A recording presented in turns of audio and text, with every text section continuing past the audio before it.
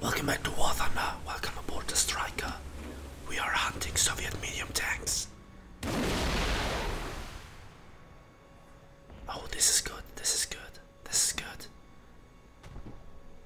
Did he just swat out the ATGM with his gun barrel? Did I just get one shot in return?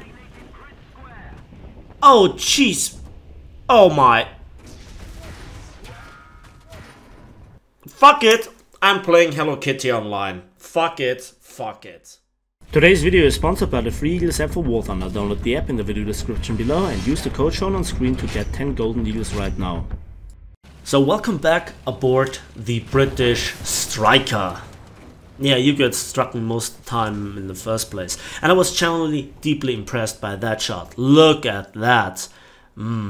Perfect ammo rack from 2 kilometers. I think that shot is really worth showing. It probably would be the best fail of the week in Thunder Show or whatnot. But let's talk through why I think that the British ATGMs are pretty annoying to play and not to be recommended. This is one scene with the predecessor that has the same battle rating and practically just 2 launchers, and therefore is pretty much the same level of frustration, but it's rank 5, and I'm talking here obviously about the swing fire.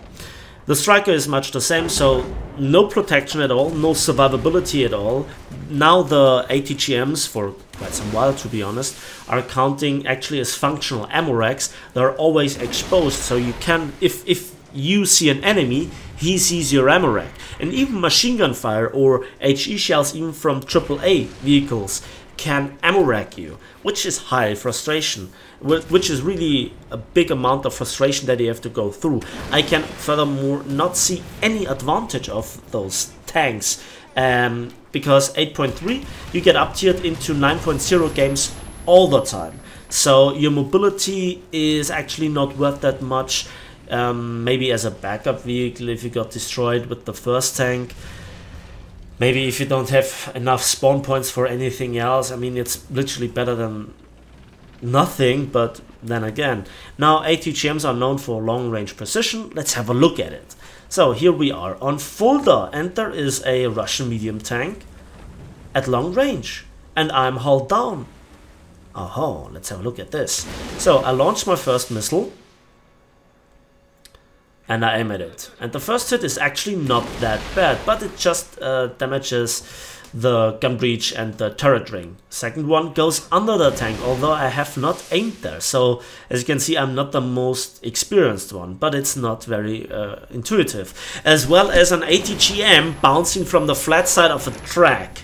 And then you get one shot ban IT1 in return. Yes, I didn't pay any attention, but it was just worth, you know, enhancing it. Then there is this scene. You can kind of fire on the move, although this shot was a bit of luck, I have to admit. And again, I thought to myself, well, I'm here protected, ain't I? You know, I'm just in a really good hold down position.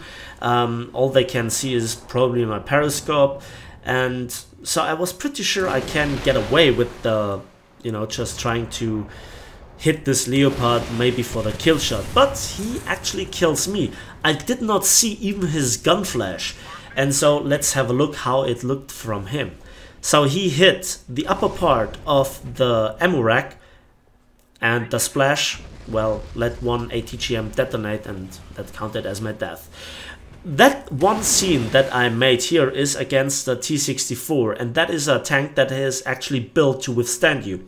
Not from the bottom though. So let's have a quick look at that kill shot again, because I think it's worth showing. So I hit the tank, or I hit the sand underneath, and it splashed up. So the high explosive from the heat shell, which every ATGM is basically.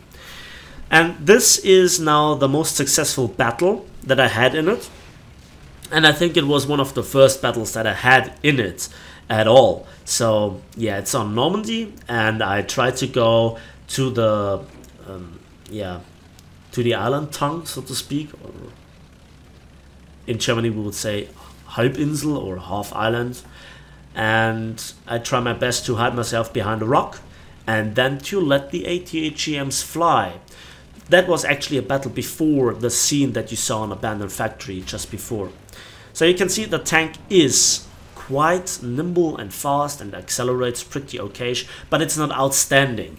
At that battle rating and up to 9.0, which you see in every single bloody battle, well, the tank is not outstanding. Then there is the lack of actually lineup, except for the Chieftain Mark 10 and Mark 5, but then again, that's it. Maybe you're a backup vehicle if it doesn't work with the spawn points, so you're literally better than nothing. And here you can see I actually catch this guy off guard, he misaims and doesn't hit me, and I actually penetrate him. Again, just do kind of minimal damage, just killing one crew member. Second ATGM is in the air, and I just get a hit. So that was a connection problem on my end, and I get a kill assist. Okay. The next problem is ammunition. You just have 10 rockets in total. 5 are loaded, and you can reload each tube once. And so, yeah, I actually hit this guy for the second time, although he was dead. Yeah, big misplay, and you can see it's boring, repetitive, and very opportunistic. You just point your gun view on the target and then click, and if you're lucky, you disable him with the first shot, and you can precisely aim for the kill shot. So that were again 2 ATGMs for the T62 because the ammo rack didn't blow up with the first shot. So yeah, there is that. Your penetration is pretty good. Heat warhead mounted on a rocket, 500mm of penetration. Although the Stridswagen 81, which is a premium ATGM, has 600 for 3 rockets, and you have a 20-pounder as actual main weapon. That was a nice hull break on the Object 120, which is deeply satisfying, you know, from one long-range type of tank to another, you know, with love. I hate the Object 120. And so I'm really looking for the best opportunistic shots, but then the enemy has to present itself to you, and you cannot afford to get hit. You will die. I think also you're vulnerable to hull break, if I'm not mistaken, and you know, then you get ammo wrecked in the first place. Again, a not very damaging hit here on a Russian medium tank. This ATGM did nothing, got absorbed by the U-ports, you know, we all love that when that happens. This one didn't go where I actually aimed it, and I get shot at, and this actually again bounced from the tracks.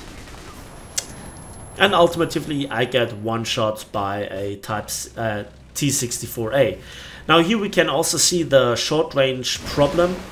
I aim directly at the tank, but even in third person the rocket needs too much to go to the target, so I had to manually correct and aim at the track so that the rocket actually would hit the center of the IT-1, and he didn't pay attention to me, otherwise I'd be dead.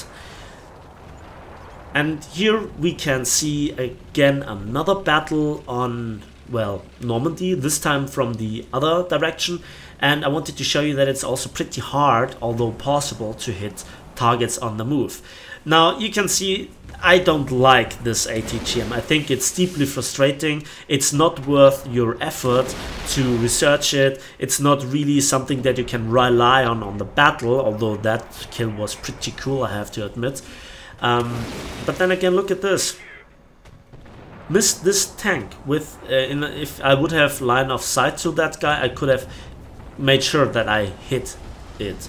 And yeah, gladly the T64A made sure that he hit him. So again, very opportunistic playstyle, very boring. You cannot really support your allies, you cannot give them smoke, you cannot really endure a battle for long because you just have 10 rounds. You can get ammo racked from any distance, at any angle, because if you see somebody, he always sees you, even though you think you're in cover. Most of the time you're not. I got even destroyed by artillery strikes nearby, so 20mm, hell, even 50 calibers can destroy this tank. So I don't know if there's anybody, you know, willing to play this tank if he knows the truth about this. The Striker is much like the again, like the predecessor, the Swing Fire.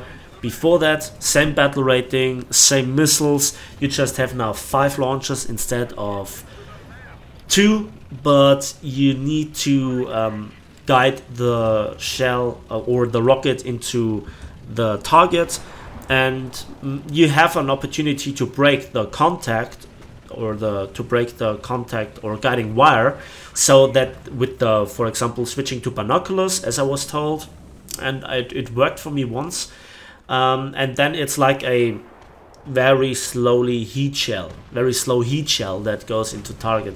And again, that shot here on a Raketenjagdpanzer 2 Hot was really satisfying. So you have mobility, but it's not outstanding and doesn't save you. You have just 10 rockets, you just have a very narrow firing arc, you always expose your ammo rack, and just in very rare occasions, maybe if you work with bushes and are behind a bush, you can use it somewhat to surprise your enemy if they don't pay attention.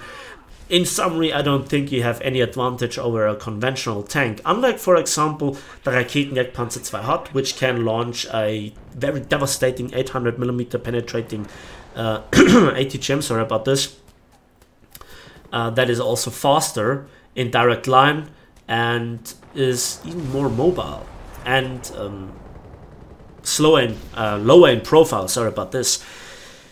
Then the IT-1 also can do the same, like the Raketenjagdpanzer 2 Hot, and it can fire 360 degrees, so even if it gets immobilized, it can still turn the turret and shoot at you and kill you.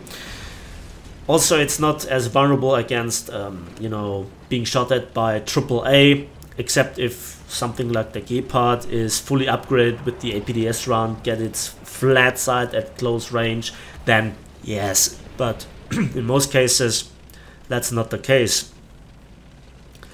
Now here we are then in the scene that I think summarizes everything. The problem of close quarters, narrow firing angle, just 10 rockets, very vulnerable, ammo rack always exposed, battle rating 8.3 that gets you into 9.0 all the time. I asked Gaijin if I can get my hands on this tank very early on, and I tried desperately to find a good sight on this tank, but honestly, in all honesty, this is one of the worst tanks that I've ever driven. I admit I have not driven the Type 60 ATM from the Japanese, and look at this, third person aim, he sees me, ouch. Yeah, I couldn't get the rockets into the target. With every other tank, if I had enough time, I would have killed this guy. Look at this, 35mm HE shell detonates on the casemate or the casing of the rocket and lets it explode as external ammo rack. So that's it, that's my opinion on the Striker ATGM. It's a bad vehicle, don't go for it, don't research it, don't buy it, don't use it, except if you have researched everything else and you're bored and you look for something to frustrate you, you know, and you don't want to play German tanks. Sorry about this. Yeah, that's my final opinion on this tank. There are certain individuals that might see a challenge in this tank or some good aspects. I can't see it. So that's my final verdict on this tank. It's just bad. Thanks for watching. Thanks for listening. Please give this video a like if you did. Subscribe if you want to see more. Let me know in the comment section what you think about this tank and if there are any hidden tips and tricks that I should try out. And we'll see each other on the battlefields of War Thunder.